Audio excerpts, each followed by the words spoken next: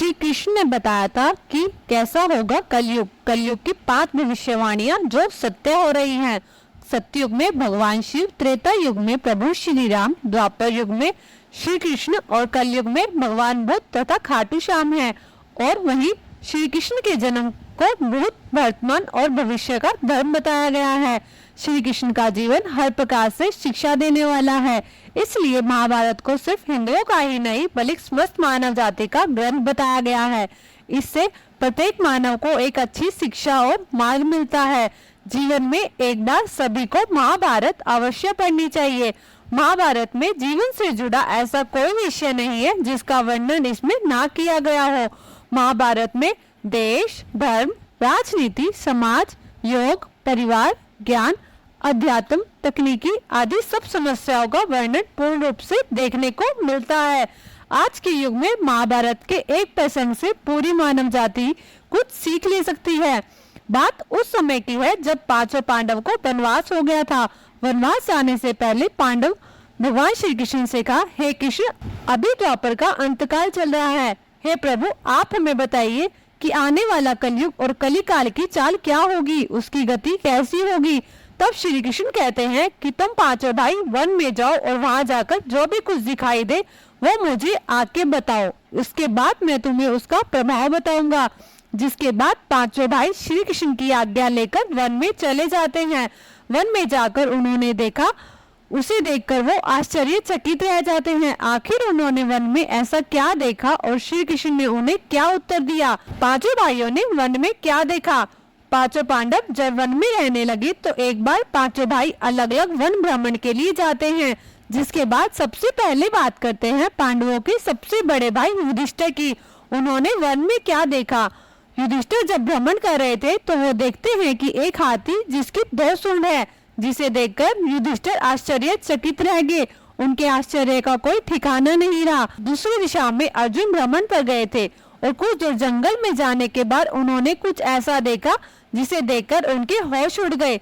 अर्जुन देखते हैं कि कोई पक्षी है जिसके पंखों पर वेदों की ऋचाएं लिखी हैं और वह पक्षी किसी मुर्दे का मांस खा रहा है। ऐसा दृश्य देख अर्जुन कुछ समझ नहीं पाए। दोनों भाइयों की तरह भीम भी भ्रमण पर गए थे। उन्होंने जो देखा वह भी किसी आश्चर्य से कम नहीं था। भीम देखते हैं कि एक गाय ने एक बछड़े को जन्म दिया, जिसके बाद गाय अपने बछड़े को इतना चाट रही है कि बेचारा बछड़ा लहूलुहान हो गया। उधर दूसरी तरफ सहदेव देखते हैं कि एक जगह पर 6-7 कुएं हैं, जिसमें आसपास के सभी कुओं में पानी है, परंतु बीच का कुआं गहरा होते हुए भी बिल्कुल खाली है। उसके अंदर एक बूंद पानी की नहीं है। सहदेव का ऐसा दृश्य देखकर घोर आश्चर्य हुआ। वो सोच में पड़ गए कि ऐसा कैसे हो सकता है। चारों भाइयों की तरह नकुल ने भी एक आश्चर्य देखा कि एक पहाड़ के ऊपर से एक बहुत बड़ी चट्टान लुढ़कते हुए नीचे आ रही है। वह चट्टान अपने रास्ते में आने वाले सभी वृक्षों को नीचे गिराती हुई आगे बढ़ रही है। इतने विशालकाय वृक्ष उस चट्टान को रोक नहीं पाए, जिसके बाद वो चट्टान ना जाने कितनी ही ऐसी चट्टानों को साथ लेकर टकराती हुई नीचे आने लगी और अंत में वह एक बहुत ही छोटे से पौधे के साथ टकराकर, अर्थात उस छोटे से पौधे के स्पर्श होते ही वह रुक जाती है। इसके बाद 5 भाई एक जगह एकत्रित होते हैं और शाम को भगवान श्री कृष्ण के पास जाकर उन्हें अपने साथ हुए सभी आश्चर्यजनक दृश्यों के बारे में बताते हैं। जिसमें सबसे पहले युधिष्ठिर ने कहा, मैंने आज एक 2 सूंड वाला हाथी देखा, जो ऐसा हाथी मैंने अपने पूरे जीवन काल में कभी नहीं देखा। यह तो मेरे लिए बहुत ही आश्चर्यजनक था।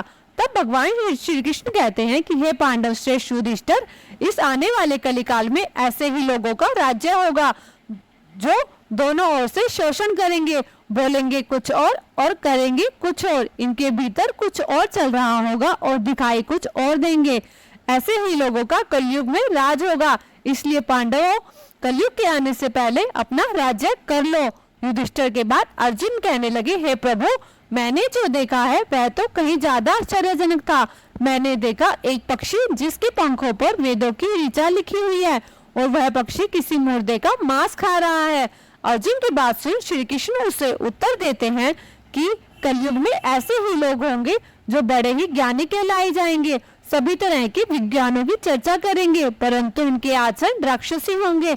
बड़े से बड़ा पंडित होगा, बड़े से बड़ा विद्वान होगा, परंतु वो यही देखते रहेंगी कि कौन सा मनुष्य कब मेरे रिश्तेदार मरे और उसकी सारी संपत्ति मेरे नाम हो जाए।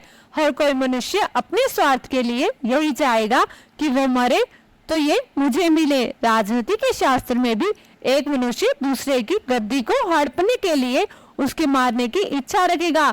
इस कलिकाल में मनुष्य कितना ही धनवान क्यों न बन जाए, उसकी दृष्टि सदैव दूसरों के कमाए हुए धन और पद पर रहेगी। कलयुग में ऐसे ही लोगों का राज होगा और कोई विरला ही संत पुरुष देखने को मिलेगा। अर्जुन के बाद भीम भी श्री कृष्ण को अपना अनुभव बताते हुए कहते हैं, हे प्रभु, मैंने तो ये देखा कि एक गाय ने अपने बालक को जन्म दिया और जन्म देने के बाद उसको इतना चाटती है कि बेचारा बछड़ा पूरी तरह से लहूलुहान हो जाता है, जिसे सुन श्री कृष्ण कहते हैं, इस कलयुग का मनुष्य शिशुपाल हो जाएगा। कलयुग में माताओं की ममता इतनी बढ़ जाएगी जिससे उनके बच्चों को अपने विकास का अवसर ही नहीं मिलेगा। मोह माया में ही घर बर्बाद हो जाएगा। किसी दूसरे के पुत्र अपना घर बार छोड़कर साधु बनेगा तो हजारों व्यक्ति उसका दर्शन करने को तरसेंगे, और यदि उनका खुद का पुत्र साधु बनेगा तो वो रोएंगे कि हाय, ये मेरे बेटे को क्या हो गया। माता पिता को अपने बच्चों से इतना स्नेह होगा कि लोग अपने बच्चों को परिवार की मोहमाया में बांधे रखेंगे, जिससे उनका जीवन वही खत्म हो जाएगा। तब श्री कृष्ण भीम को समझाते हुए कहते हैं कि ऐसा करने से बेचारे बालक अंत में अनाथ होकर मर जाएगा। वास्तव में लड़के तुम्हारे नहीं हैं, वो तो बहुओं की अमानत है और लड़कियां जमाइयों की अमानत है। तुम्हारा यह शरीर मृत्यु की अमानत है और तुम्हारी आत्मा परमात्मा की अमानत है। इसलिए तुम भी कलयुग में परिवार की मोह माया में फंसने से पहले अपने सारे शाश्वत संबंधों को जान लो। भीम के बाद सहदेव श्री कृष्ण को अपने साथ हुई घटना के बारे में बताते हैं, हे कृष्ण, मैंने देखा कि एक जगह पर 5-6 बड़े बड़े कुएं हैं, जिनके बीच में एक कुआं है जो बिल्कुल खाली है। हे केशव, आप बताओ ऐसा कैसे हो सकता है? आसपास के सभी कुओं में पानी है परंतु बीच का कुआं बिल्कुल खाली है।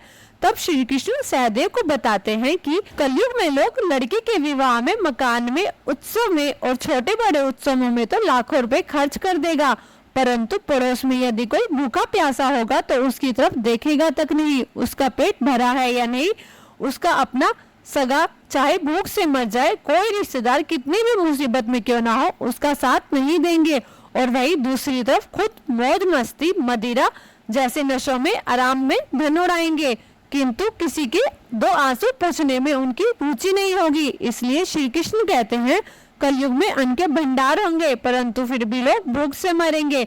सहदेव के बाद नकुल ने भगवान श्री कृष्ण को बताया कि मैंने एक आश्चर्य देखा जिसे देखने में अचंभित रह गया।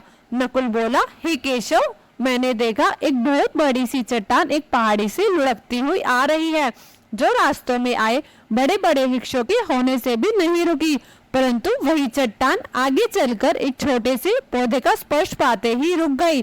तब श्री कृष्ण नकुल को बताते हैं कि कलयुग का मानव इतना नीचे गिर जाएगा जिस कारण उसका पतन होना निश्चित है। उसका जीवन धन की शिलाओं से नहीं रुकेगा। जब मनुष्य अपने जीवन के आखिरी पड़ाव पर होगा, अर्थात जब मनुष्य अपने अंतिम समय की तरफ अग्रसर होगा, तब उसे परमात्मा की आवाज सुनाई देगी। तब वह सोचता है कि उसने पूरा जीवन तो व्यर्थ की चीजों और चिंता में निकाल दिया, परंतु असली जीवन का आनंद तो हरि नाम के एक पौधे से है। हरि नाम के जपने मात्र से ही मनुष्य के जीवन के समस्त पापों का निवारण होगा। इसलिए भगवान में आस्था और प्रेम होना जरूरी है, क्योंकि मनुष्य का पूरा जीवन एक माया जाल के समान है। जीव को उसके अंतिम समय में ही ज्ञात होता है कि इस माया जाल से सिर्फ भगवान का नाम ही पार लगवा सकता है। दोस्तों, आपको कलयुग की कथा कैसे लगी कमेंट करके जरूर बताएं, और अगर आपको वीडियो अच्छी लगी तो वीडियो को लाइक करें, और ऐसी ही कथाएं सुने और कहानियां सुनने के लिए हमारे चैनल को सब्सक्राइब जरूर करें। धन्यवाद।